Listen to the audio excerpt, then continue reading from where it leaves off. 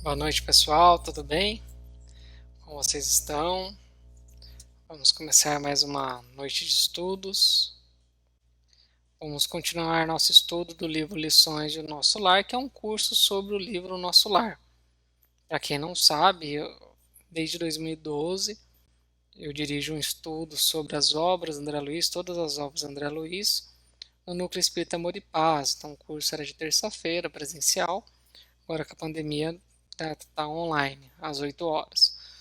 Mas em razão desse curso, eu fiz esse livro, Lições do Nosso Lar, tem um livro, Lições dos Mensageiros, eu estou fazendo um livro, Lições dos Missionários, porque eu estudei a fundo as obras do André Luiz e a ideia é compartilhar esse estudo o máximo possível.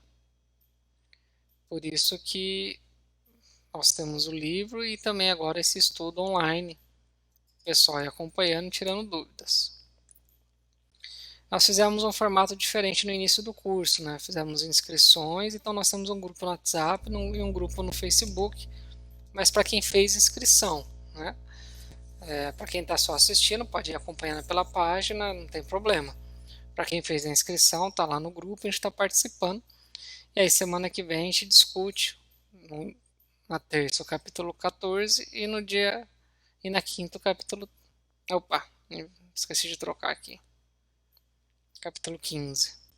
E aí daqui 2 semanas nós teremos novamente uma aula da próxima, dos próximos capítulos.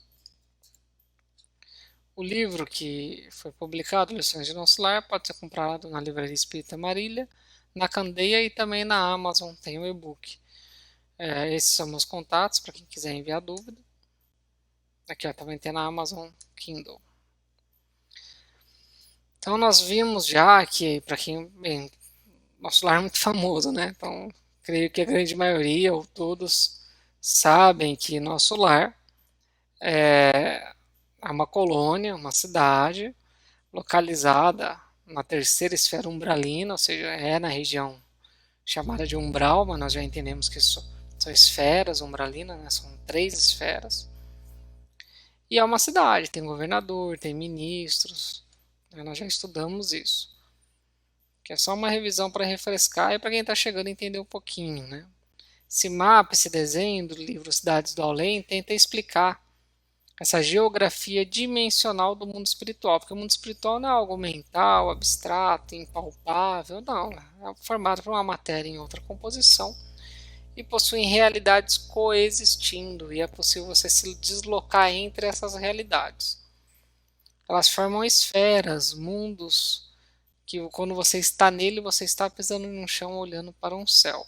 As 3 primeiras são esferas umbralinas e as outras 3 esferas superiores. Esse meu desenho feinho aqui para tentar entender um pouco melhor. No mundo físico, universo físico, nós temos uma realidade, o mundo tridimensional. No universo espiritual, mundo espiritual, quarta dimensão da matéria, nós temos diversas realidades coexistindo. E para onde eu vou? Para onde eu tenho sintonia. Nível evolutivo para a qual eu tenho sintonia. Esse outro desenho aqui que um leitor do livro Desdobramento Consciente fez, ficou mais bonitinho. Então nós temos um ponto de contato entre o mundo físico e espiritual e as esferas umbralinas e as esferas superiores, além das esferas inferiores. Lá no meu canal no YouTube, Breno Costa, tem um curso sobre desdobramento, tem uma aula só sobre isso, explicando, que é tentar passando de forma mais rápida. Nosso lar fica aqui, na terceira esfera umbralina, já é um umbral sutil. Poderia ver assim? Poderia, porque realmente é um mundo. Quando você está nele, você está vivenciando o que ocorre nele, naquele espaço-tempo. Tanto que aí André Luiz, né, nós estamos na parte do livro, que ele está num ministério, né, um instituto, conversando com um dos ministros da colônia, e ele presenciou primeiro uma conversa desse ministro Clarencio com uma senhora, e aí ele, até uma técnica utilizada no nosso lar, a audiência, né, não era feita sozinha, normalmente, salvo se for algum assunto muito delicado, imagino eu, mas para assuntos normais é feito em dupla, porque aí o que você ensina para um, ensina para o outro, né? Compartilha a experiência. E o André Luiz, vendo as lições que a senhora recebeu, e nós vimos semana passada, ele se arrependeu, porque ele queria ir lá pedir serviço de médico, ele queria falar, olha, eu posso trabalhar como médico aqui em nosso lar. Ele viu que não era o caso, né, que não tinha esse grau ainda. E aí ele pensa, né, como poderia prestar serviços de médico se ainda era um doente? Ele, André Luiz, ainda estava se adaptando no mundo espiritual, ou seja, ele ainda era um doente no mundo espiritual. E aí Clarence percebeu os pensamentos do André Luiz, a hesitação dele, e perguntou o que ele queria, né? Puxou conversa com ele. E André Luiz evitou pedir serviços como médico, né? Até para fugir desse vício da vaidade que ele percebeu. Mas pediu trabalho, falou, eu quero trabalhar, estou muito ansioso, quero trabalhar em qualquer coisa. E o Clarence, ele é muito franco, né? Os espíritos mais desenvolvidos, eles são muito francos, claro que sem, né, ele não utiliza da franqueza para ferir, mas sim para causar naquele que ouve um estado meditativo, repensar no que é importante, acordar do sono denso que está. Então, o Clarence disse que sabia que, apesar do pedido, André Luiz desejava ser reconhecido como médico. Ele foi um médico, né, alguns falam que famoso no mundo físico, então tinha vaidade e orgulho de médico e ele queria ser reconhecido como tal. Né? E aí ele aproveitou para dar uma lição para o André Luiz. Né? Falou das facilidades que ele usufruiu na vida física, uma vida física com muitas facilidades. E ele não aproveitou essas facilidades como oportunidades de trabalho. É claro que ele fez a parte dele. Né? Todo mundo, mesmo errando, trabalhando, e pelo que é dito do André Luiz, ele fez a parte dele. Só que as oportunidades para ele, e provavelmente aí entra a missão de vida dele, lhe permitiria mais. Né? Mas os abusos da vida física, né, esses desvios dele, acabou causando até o que nós vimos já, o suicídio indireto, né, o abuso dos vícios e tudo mais. E o André Luiz aceitou essas ressalvas, mas insistiu que queria qualquer serviço. Clarence faz uma ressalva para o André Luiz que a gente traz porque é importante para todos nós. Olha o que ele fala. É preciso convir que toda tarefa na terra, no campo das profissões, é convite do Pai, de Deus, para que o homem penetre os templos divinos do trabalho.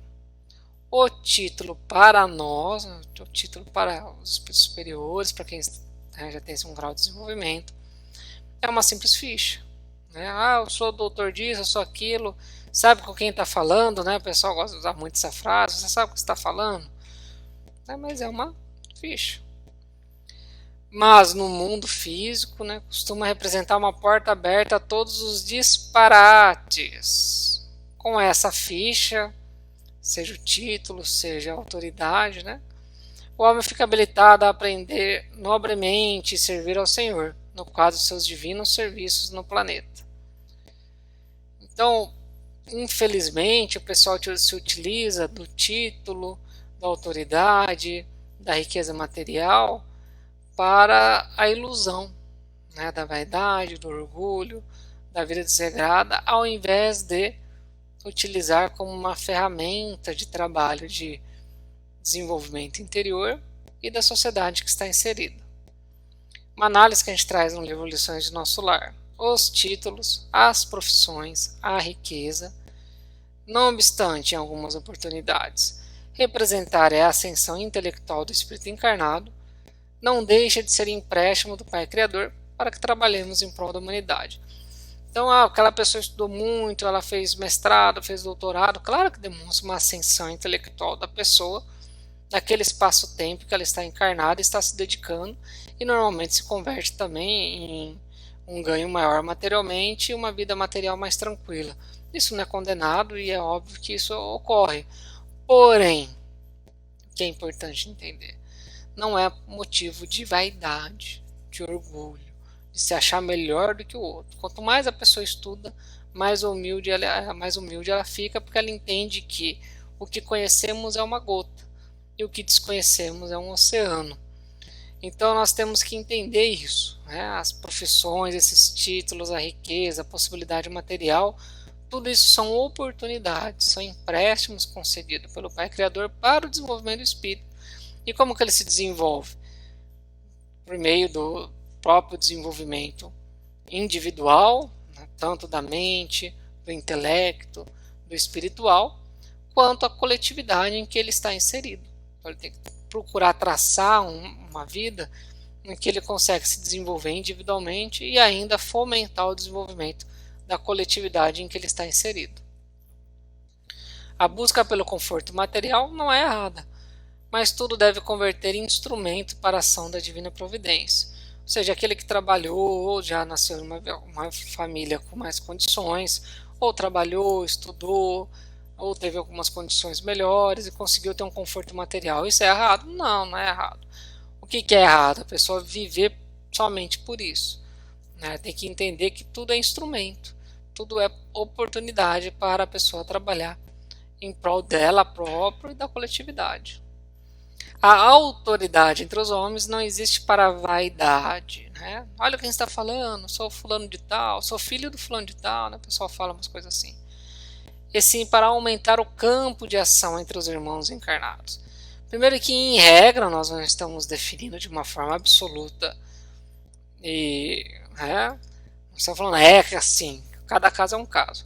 Mas, no geral, nós podemos imaginar que a maioria das autoridades, na verdade, são devedores da coletividade, que reencarnam para assumir uma posição em que poderá trabalhar em favor da coletividade.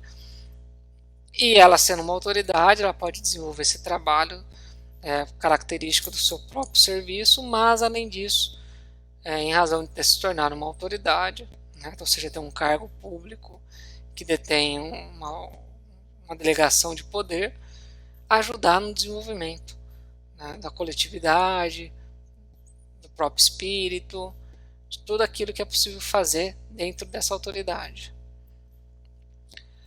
A riqueza material constitui oportunidade de serviço dignificante em benefício dos mais carentes.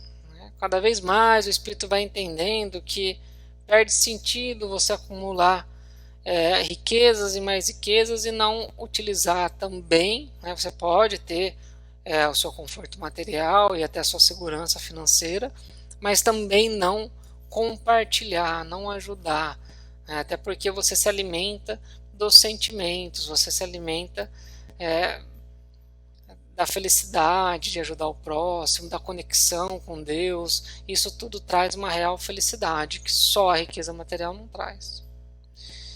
O título e a autoridade pode se converter em sagrada ocasião de ajudar na expansão da obra divina.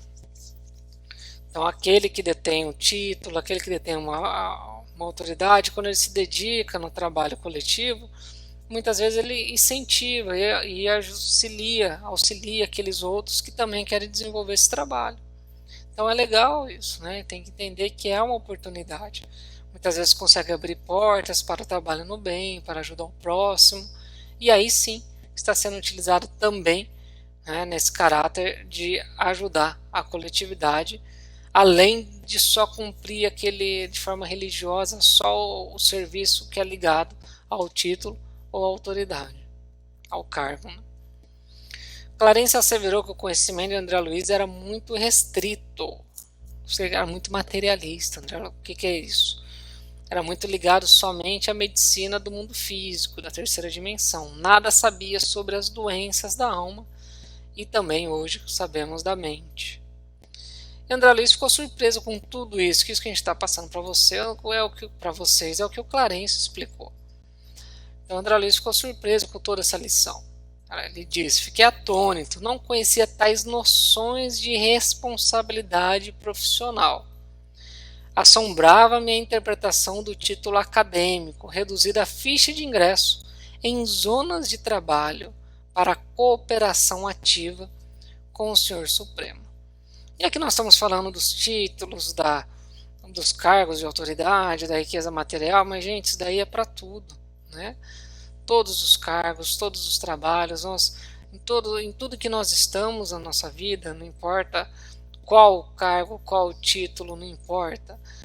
Sempre é possível você fazer um pouquinho do trabalho e um pouquinho a mais em prol né, do próximo, ser solícito, ser gentil no seu dia a dia de trabalho, né, no seu dia a dia das suas obrigações na família, né, às vezes a pessoa ela é muito legal com os amigos de fora, né, mas dentro de casa a pessoa é um carrasco, é muito difícil de convivência. Dá para você ser além, então você não precisa ser só a filha, você pode ser a filha amorosa, solícita, que ajuda o próximo. Não precisa ser só o marido, você pode ser aquele marido mais tranquilo, que ajuda a esposa, que ajuda os filhos, né, que não é uma pessoa rabugenta, que está brigando com as pessoas. Então em tudo nós podemos ir além do que está apenas dentro de uma normalidade do cargo, de uma normalidade do serviço. Você consegue ir além para ajudar. O Chico Xavier tem uma mensagem que é um pouco mais, salvo engano, o nome da mensagem, e é muito bonita, que fala justamente nesse sentido. Você consegue ir um pouquinho além, tanto para melhorar a sua íntima, quanto o serviço para a coletividade. E isso aqui foi dito para o André Luiz, porque ele tinha o título de doutor, como médico que era. Ele fez a obrigação dele, mas ele poderia ter ido um pouquinho além, ter feito mais, né? Aproveitar ainda mais as oportunidades que teve. André Luiz, compreendendo a lição, emocionado, reafirmou que submetia a qualquer trabalho. Ele compreendeu toda a lição que recebeu, mas falou: olha, eu quero trabalhar. E o Clarence informou que havia muitas intercessões de sua mãe a seu favor, olha que interessante, e que ele poderia oportunamente ser assistente. Então fica claro que a mãe dele, com os méritos dela, com o trabalho dela, com a evolução espiritual dela, claro que isso era possível, né? Não adianta você querer socorrer alguém que não tem como ser socorrido. Mas o André Luiz chegou no nível que ele poderia ser socorrido, mas a mãe dele intercedeu muito por ele nesse socorro. Para vocês entenderem, nesse caso mesmo, a mãe do André Luiz não conseguiu socorrer o pai dele, né? Nós vamos ver mais para frente que o pai dele está numa região infeliz do umbral, no mundo espiritual. Provavelmente é a primeira esfera positiva ou a primeira negativa, né? Mais densa ainda. Quando a gente chegar lá, a gente fala um pouquinho sobre isso. E ela não consegue socorrer. Então não adianta a intercessão, não adianta os méritos, porque simplesmente ele não tem sintonia para sair de onde ele está. Então André Luiz teve várias intercessões, mas é porque ele atingiu também esse nível de ser socorrido. E aí o Clarence falou: logo, logo você pode ser assistente. Além disso, apesar dos abusos da vida desregrada que ele teve, né, ele atendeu gratuitamente, olha, 6.000 necessitados. Acontece que ele atendia com uma forma assim, meio uma indiferença. Era gratuitamente, tudo tem seu mérito, ninguém deve julgar ninguém. O julgamento fica na própria pessoa, em sua mente, em conexão com Deus. Mas na análise, até por causa da didática do livro, ele atendeu 6.000 pessoas gratuitamente, só que com muita indiferença, com soberba, com orgulho, com vaidade. Tanto que de 6.000, apenas 15 oravam para ele, principalmente depois que ele desencarnou, para que ele fosse socorrido. Claro que 15 pessoas orando é muito bom. Quem dera eu ter 15 pessoas orando para mim. Mas só para mostrar, de 6.000, né? Se ele tivesse sido simpático, amigo, com menos orgulho, com menos vaidade, mais humilde no atendimento, será que dessas 6.000, metade não estaria orando para ele? Enfim. Mas demonstra que o bem que a gente faz em prol do próximo, de alguma forma, sempre retorna, porque você está em conexão com Deus. Então essas 15 pessoas oravam para ele. Clarence afirmou que isso servia como uma ajuda para ele. E ele disse que com certeza que o André Luiz, depois que ele se adaptar realmente à colônia, poder começar a estudar, a trabalhar, ele vai conseguir ajudar de forma eficiente, porque é uma pessoa muito inteligente, um espírito inteligente, que ele poderia ajudar no desenvolvimento, no atendimento dos doentes da colônia. E André Luiz ficou muito emocionado, né? Ele se emociona muito nesse livro. Nesse momento ele estava chorando de alegria, porque ele entendeu a necessidade do crescimento pessoal dele, o crescimento espiritual dele. Agora a gente vai ver o reencontro com a mãe dele. Deixa eu tomar uma água. E aí André Luiz ficou pensando sobre a conversa com Clarencio e entendeu, concluiu que realmente merecia ouvir o que ouviu, que realmente havia desperdiçado oportunidades durante a vida física. E agora entendi a importância, inclusive, da reencarnação. Né? Que por meio da reencarnação a pessoa pode é, resgatar o que foi criado de dívida, passar por provas, desenvolver trabalhos que não conseguiu desenvolver. Então ele viu como a encarnação era uma benção. Porque imagina você ter só uma vida para resolver tudo, né? Para evoluir, fica difícil. Então a reencarnação é realmente uma benção. Durante dias, André Luiz divagou sobre as questões da vida eterna, sentia muita saudade do lar terreno, mas entendia que deveria aguardar e não fazer novos pedidos. Ele foi amadurecendo. No início ele até pedia, depois ele foi vendo que deveria aguardar, confiar nos amigos espirituais. Isso é uma lição para nós, inclusive aqui. Né? Quando um ente querido desencarna, a gente tem que ter a tranquilidade de confiar nos amigos espirituais. Né? Não ficar pedindo reencontro em sonhos, né? Por meio de desdobramentos. Não ficar mandando pensamentos de angústia, de desespero para quem foi, mas sim confiar na espiritualidade amiga e tentar tranquilizar quem foi. André Luiz encontrava-se numa fase de recolhimento espiritual, analisando a sua própria conduta e pensando sobre a vida. Olha que amadurecimento espiritual no André Luiz. Né? Então ele estava numa fase de uma meditação, de uma introspecção, analisando tudo que fez e pensando sobre a vida que teve e sobre a vida atual que estava tendo. E certo dia a mãe dele foi visitá-lo. E aí André Luiz deu uma regredida, né? Ficou com uma criança, chorou, deitou no colo da mãe. Né? O próprio André Luiz fala, não tem como explicar, mas há uma ligação muito profunda entre mãe e filho. Né? Então quando ele viu a mãe dele, ele desabou. Né? Deu uma regredida, deitou no colo da mãe e começou a reclamar da vida e chorar como se fosse uma criança mimada. E aí a mãe do André Luiz, um espírito já mais equilibrado, que vivia inclusive na outra esfera, foi visitá-lo no nosso lar. Nós vamos ver que depois ele se desdobra e ele vai visitá-la. Ele falou para ela falou para ele não se emocionar tanto, né? Qualquer excesso é prejudicial e acaba por castigar o coração. Olha que interessante, né? Essa explicação. A vida tem que se expressar em equilíbrio.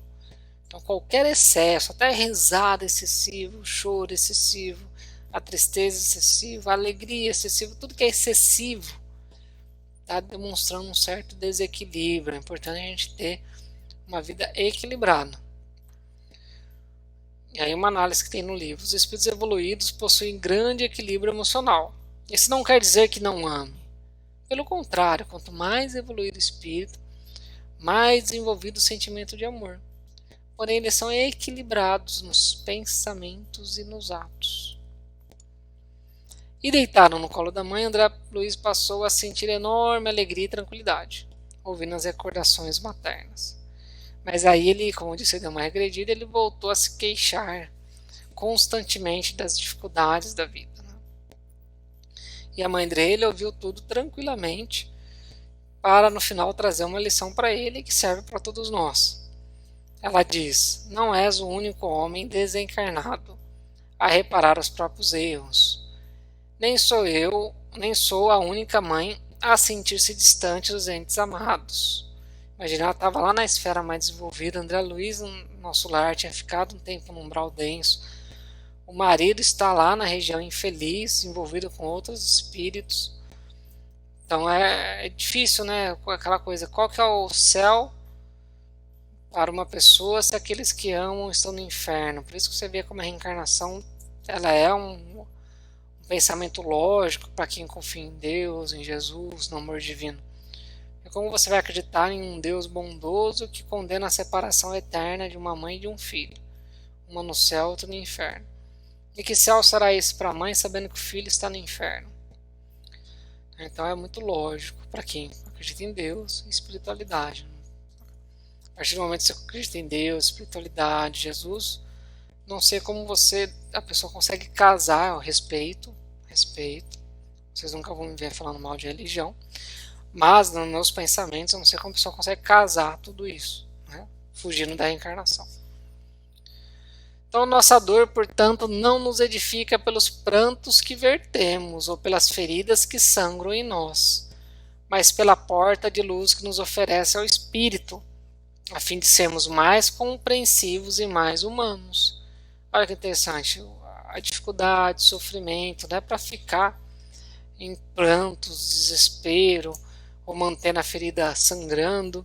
Não, você tem que entender, pensar, meditar, analisar no que errou, buscar a solução e a partir daí trabalhar para a construção dessa solução. A lição da Maria André Luiz nos ensina que a dor, provas e expiações existe não para ficarmos em prantos e desesperados, remoendo-o em nosso íntimo, mas sim para que acordemos para a necessidade de evoluir e crescer espiritualmente, sublimando nossos sentimentos, consequentemente nossos espíritos. Além disso, ressaltou que as lamentações e observações apenas das coisas ditas ruins faz com que se perca o momento de alegria do presente. Se é possível aproveitar esses minutos rápidos em expansões do amor, por que desviá-los para a sombra das lamentações? E aí André Luiz entendeu a lição. Poxa, estava tanto tempo sem ver a mãe, né, tanta saudade, e aí no encontro vai ficar falando das coisas ruins, vai ficar lamentando, chorando, desesperado, ou vai aproveitar esse momento para curtir o amor da mãe? Né? Você vê todo esse desequilíbrio dele, mostra uma carência espiritual e mental dele, buscando ali alguma compensação sentimental com a mãe. O que é melhor, você ser equilibrado e aí aproveitar, né, esse momento para expandir a alegria, o amor, os bons sentimentos, ou ficar cultivando os sentimentos infelizes? Isso é tudo trabalho que nós temos que ter, inclusive para o nosso dia a dia, né, na nossa convivência com nossos entes queridos. Por que ficar perdendo tempo olhando a coisa ruim se tem coisas boas? Isso a gente leva também para tudo na vida. Às vezes as coisas ruins formam um montinho no chão. As coisas grandes, boas, é uma enorme montanha. A gente acostuma com a coisa boa e fica olhando para o montinho. E aí se rotula de infeliz. Começa a ficar procurando motivos para ser infeliz. E esquece que tem uma montanha de fatos positivos que poderiam alimentar a sua alegria. Então sempre a gente tem que buscar o bem e sempre afastar o que é sentimento ruim, o que é sentimento negativo. Então é isso, pessoal. Vou encerrar. Já deu nosso tempo aqui. As perguntas já acabaram. Agora quem é do grupo, quem está lá no grupo, a gente continua debatendo lá ao longo dos dias, tá bom? Abraços, boa noite e até a semana que vem.